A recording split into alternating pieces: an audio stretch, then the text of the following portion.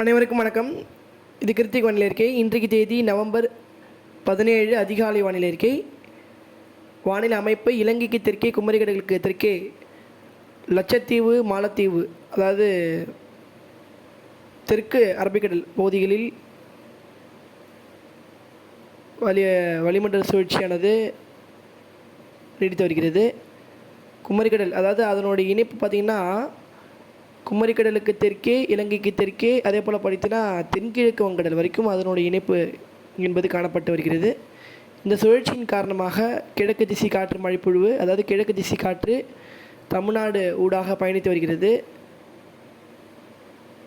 இதன் காரணமாக கடந்த 3 நாட்களாக தொடர்ச்சியாக தமிழ்நாட்டில் அனைத்து மாவட்டங்களுக்குமே மழையானது பொழிந்து வருகிறது. தற்போது பார்த்திங்கன்னா புதுச்சேரி, கடலூர், விழுப்புரம் இந்த பகுதிகளில் நல்ல ஒரு மழைப்பொழிவை கொடுத்து வருகிறது. கிட்டத்தட்ட புதுச்சேரியை பொறுத்த வரைக்கும் நள்ளிரவுலேருந்து விட்டு கனமழை தற்போது பார்த்திங்கன்னா நல்லா வலுத்த ஒரு மழைப்பொழிவாக தொடர்ச்சியாக பெய்து வருகிறது.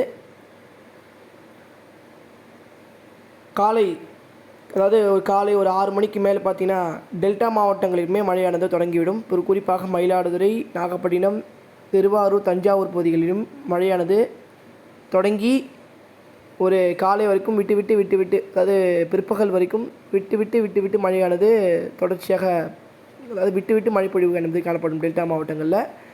அதே போல் வட மாவட்டங்கள், வடகடலோர மாவட்டங்களுமே அங்கங்கே ஒரு சில இடங்களில் மழையானது காணப்படும். சென்னையை பொறுத்த வரைக்கும் இன்று விட்டு ஐசோலேட்டட் ரெயின்ஃபால் பாசிபிலிட்டிஸ் இருக்குது. லேசான மழை, மிதமான மழை, சற்று கனமழை என்பது ஒரு சில இடங்களில் காணப்படும். சென்னையை பொறுத்த வரைக்கும், தமிழ்நாட்டை பொறுத்த வரைக்கும் உள் மாவட்டங்கள், மேற்கு தொடர்ச்சி மலை மாவட்டங்கள், மேற்கு மாவட்டங்களை பொறுத்த வரைக்கும் மத்திய மாலை நேரங்களில் இன்றும் ஒரு பரவலான மழைப்பொழிவு அனைத்து மாவட்டங்களுக்குமே மழைக்கான வாய்ப்புகள் இருக்குது. குறிப்பாக கிழக்கே தொடங்கி மேற்கே வரை இருக்கக்கூடிய அனைத்து மாவட்டங்களுக்குமே, அதாவது மேற்கு மாவட்டங்களில் கேரளா வரைக்குமே மழையானது எட்டி பிடிக்கும் என்று எதிர்பார்க்கப்படுகிறது. வங்கக்கடல் தொடங்கி அரபிக்கடல் வரை இருக்கக்கூடிய அனைத்து பகுதிகளுமே மழையானது காணப்படும். ஒதுக்கி பெய்யும் இடத்துல வலுத்து கனமழையாகவும் அருகருகே, அதாவது கூடுதல் குறைவாக இருக்கும். ஒதுக்குதல் என்பது குறைவாக இருக்கும், கூடுதல் குறைவாக தூறல், சாரல், லேசான மழை, மிதமான என்பது கூடுதல் குறைவாக இருக்கும் பகுதி, அதாவது ஒரு பகுதிகளுக்கு கூடுதல் குறைவாக இருக்கும். உள் மாவட்டங்களுக்கும் சரி, கடலோர மாவட்டங்களுக்கும் சரி. ஆனால் அனைத்து மாவட்டங்களுக்கும் மழை என்பது காணப்படும். கிட்டத்தட்ட 95% பகுதிகளில் மழை என்பது காணப்படும். ஒரு நனைக்கும் மழையாவது அனைத்து மாவட்டங்களுக்குமே காணப்படும் என்பதை தெரிவித்துக் கொள்கிறேன். இன்றுமே அடுத்த 24 மணி நேரத்தில். இப்போ நாளை எப்படி சார் இருக்கும் அப்படின்னு நீங்கள் நிறைய பேர் கேட்பீங்க. வரக்கூடிய நாட்கள் எப்படி இருக்கும்? இப்போ அறுவடை விவசாயிகள்லாம் கேட்குறாங்க, என்ன சார் தொடர்ச்சியாக பெயிண்டே இருக்குது, விட்டு எப்போ வருது எப்போ போகுதுன்னு தெரியல, திடீர்னு வெயில் வருது, திடீர்னு மழை கருக்குது, நாங்கள் விவசாயம் பண்ண முடியல சார், காய வைக்க முடியல, தண்ணி வயலில் தேங்கி நிற்கிது அப்படின்னு சொல்லிட்டு நிறைய பேர் வந்து கேட்டிருக்கீங்க. எப்போ சார் இடைவெளி கிடைக்கும் அப்படின்னு சொல்லிட்டு டெல்டா மாவட்டங்களையும் சரி, வட மாவட்டங்களில் ஒரு சில விவசாயிகள் கேட்டிருக்காங்க. குறிப்பாக பார்த்திங்கன்னா இந்த வடகோடி மாவட்டங்கள், சென்னை, திருவள்ளூர் பகுதிகளில் இன்று ஒரு நாள் மட்டும்தான் மழை என்பது காணப்படும். நாளை முதல் சென்னைக்கு மழை என்பது குறைய தொடங்கினோம், 18ஆம் தேதி முதல். அதே போல் பார்த்திங்கன்னா நாளை இரவுடன் கூடி, அதாவது நாளை இரவு முதல் பார்த்திங்கன்னா இந்த மத்திய கடலோர மாவட்டமான டெல்டாவின் வடக்கு பகுதி, அதாவது கடலூர், விழுப்புரம், புதுச்சேரி பகுதிகளுக்கும் நாளை இரவு வரைக்கும் மழை என்பது தொடரும். அதாவது 18ஆம் தேதி இரவு வரைக்கும் தொடரும். இன்று நள்ளிரவு வரைக்கும் சென்னையில் மழை என்பது காணப்படும். பிறகு நாளை அதிகாலை முதல் மழை என்பது குறைய தொடங்கணும். நாளை இரவு பார்த்திங்கன்னா மத்திய கடலோர மாவட்டங்கள் மழை என்பது குறைய தொடங்கும். பிறகு பார்த்திங்கன்னா டெல்டா மாவட்டங்களை பொறுத்த வரைக்கும் 19ஆம் தேதி வரைக்கும் மழை என்பது தொடரக்கூடும். தெற்கு டெல்டாவில் 20ஆம் தேதி வரைக்கும் மழை என்பது தொடரக்கூடும் என்று எதிர்பார்க்கப்படுகிறது. அப்போது 20ஆம் தேதி வரைக்கும் டெல்டா மாவட்டங்களில் மழை காணப்படும்.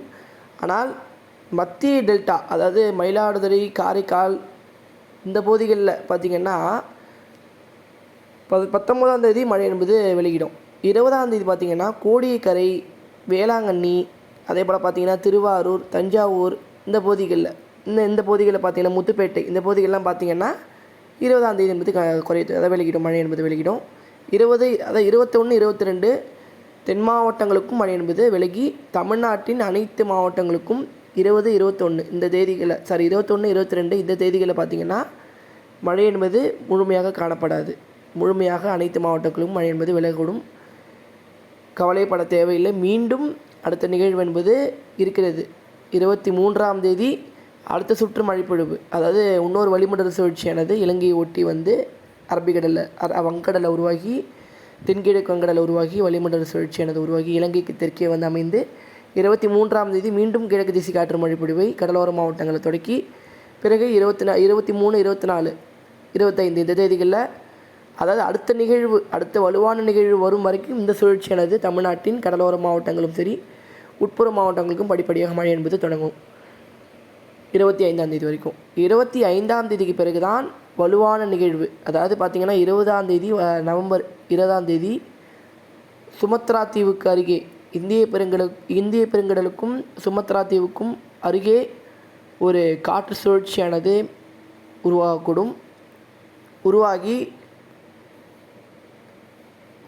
வடமேற்காக நகர்ந்து இலங்கையை ஒட்டி வந்து வருகிற 25ஆம் தேதிக்கு பிறகு இலங்கையை ஒட்டி வந்து அமையக்கூடும் என்று எதிர்பார்க்கப்படுகிறது. 26ஆம் தேதி இலங்கையை நெருங்கிடும். அதனால் பார்த்திங்கன்னா அடுத்த சுற்று மழைப்பொழிவை 26ஆம் தேதியிலேருந்து நம்ம எதிர்பார்க்கலாம். அதாவது கிழக்கு திசை காற்று மழைப்பொழிவு நிகழ்வு நெருங்கும் அந்த நேரத்தில் பார்த்திங்கன்னா வடகிழக்கு திசை காற்று மழைப்பொழிவை 26ஆம் தேதி அடுத்த சுற்று மழைப்பொழிவை தொடக்கக்கூடும். வலுவான நிகழ்வானது அந்த நிகழ்வை பொறுத்த வரைக்கும் நம்மளுடைய ஆய்வு முடிவின்படி பார்க்கும் பொழுது ஆழ்ந்த காற்றழுத்த தாழ்வு மண்டலமாக மாறுவதற்கான வாய்ப்புகள் உள்ளது. அதிகபட்ச வாய்ப்புகளாக புயலாக மாறும் பட்சத்தில் கண்டிப்பாக நம்மளுடைய அறிக்கையில் அறிவிக்கப்படும். அது ஒரு வலுவான நிகழ்வு என்பது மாற்றமில்லை. புயலாக மாறுவதற்கான வாய்ப்புகளும் இருக்கிறது. அது நம்ம வந்து இன்னும் வரக்கூடிய நாட்களில் துல்லியமாக அறிவிக்க வேண்டும். ஏனென்றால் இப்போது பார்த்திங்கன்னா இன்றைக்கி தேதி பார்த்திங்கன்னா 17 தான் ஆகுது. அது வருவதற்கு 27, 28 தான். தமிழ்நாட்டை நெருங்குவது என்பது 28ஆம் தேதி தான் நெருங்குது. அப்படின்னு இருக்கும்போது இன்னும் ஒரு 10 நாள் மேலே இருக்குது. அப்படின்னு இருக்கும்போது இப்போதே நம்ம வந்து அதை சொன்னோன்னா அது கரெக்டாக இருக்காது. ஏன்னா நிறைய மாற்றம் நடந்துகிட்டே இருக்குது. ஒரு நாளைக்கு 2 அப்டேட் மாறுது. அப்படின்னு இருக்கும்போது நம்ம வந்து இது வந்து நம்ம கன்ஃபார்மாக இதுதான் நடக்கும் அப்படின்றது சொல்ல முடியாது. ஆனால் கண்டிப்பாக அது வந்து தமிழ்நாட்டுக்கு அருகே தான் வந்து அமையக்கூடும். குறிப்பாக பார்த்திங்கன்னா இலங்கை தமிழ்நாடு கடற்கரை ஒட்டி டெல்டா மாவட்டங்களுக்கு அருகே தான் வந்து அமையக்கூடும் என்று எதிர்பார்க்கப்படுகிறது. அதாவது வாய்ப்புகளாக எடுத்துக்கொள்ளலாம். இது மாற்றங்கள் நடக்கும் பட்சத்தில் கண்டிப்பாக வரக்கூடிய இடங்களில் நம்ம அன்றைக்கான வானிலை அறிக்கையில் அறிவிக்கப்படும். பெரும்பாலும் பார்த்திங்கன்னா இந்த நிகழ்வால் ஒரு மேலோட்டமான தகவலை நான் தெரிவித்துக் கொள்கிறேன்.